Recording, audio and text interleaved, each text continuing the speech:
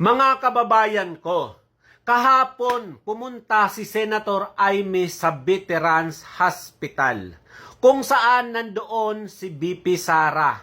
At si BP Sara at Senator Amy Marcos ay sumakay ng chopper pauwi ng Davao kasama si Senator Amy Marcos.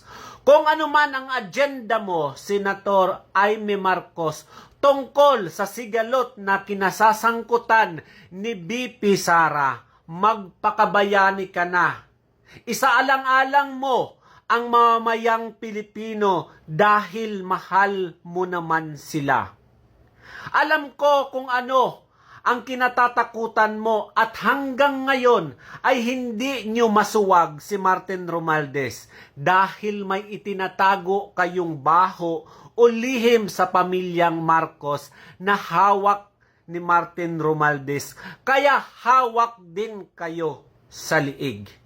Isakripisyo mo ang kapakanan ng pamilya mo para sa sambayan ng Pilipino. Dahil sa pinangahawakan ni Martin Romualdez na ebidensya laban sa pamilya nyo, nagiging sunod-sunuran na lang kayo.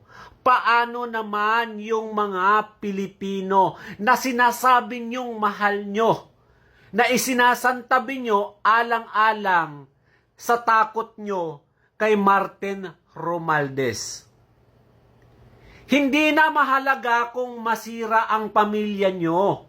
Magpakabayani ka, Senator Amy Marcos. Huwag mong hayaan na sakaling kayo sa pananakot ni Martin Romualdez. Alam naman natin yan, alam ng sambayan ng Pilipino kung bakit wala kayong magawa sa paghahari-harian ni Martin Romualdez sa Pilipinas. Sa paghawak ng mga proyekto ni Martin Romualdez at ang pagmando ni Martin Romualdez sa mga kongresista at ang pagmando ni Martin Romualdez sa ahensya na siya na bali ang kumakatawan na Pangulo ng bansa na hindi naman ito hinalal ng taong bayan.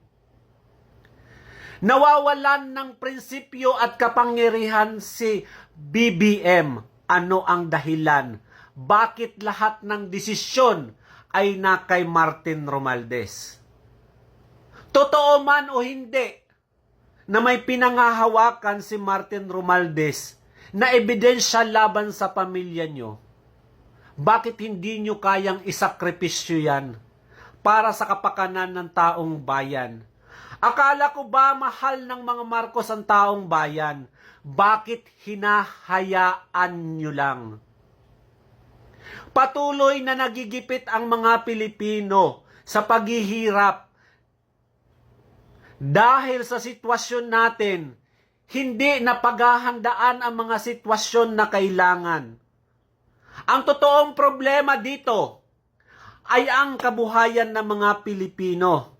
Ang totoong problema dito, ang pagtaas ng bilihin, ang pagtaas ng utility bill, ang palalang problema ng drugs and criminality. Pero hindi ito napagtutuunan ng pansin dahil ang command of change ay na kay Martin Romualdez. Kung ano ang galaw ni Martin Romualdez sa bansa, yun ang galaw ni BBM. Hindi ito ang napag-usapan noong election time. Hindi ito yung mga pangako ni BBM. Pero parang may mali. Isakripisyo mo na, Senator Amy Marcos, ang katotohanan. Palayain nyo na ang mga Pilipino sa pamumuno ni BBM. Dahil habang patagal ng patagal, lumulubog ang bansa. Habang kayo ay nandyan sa posisyon, patuloy na maghihirap ang mga Pilipino.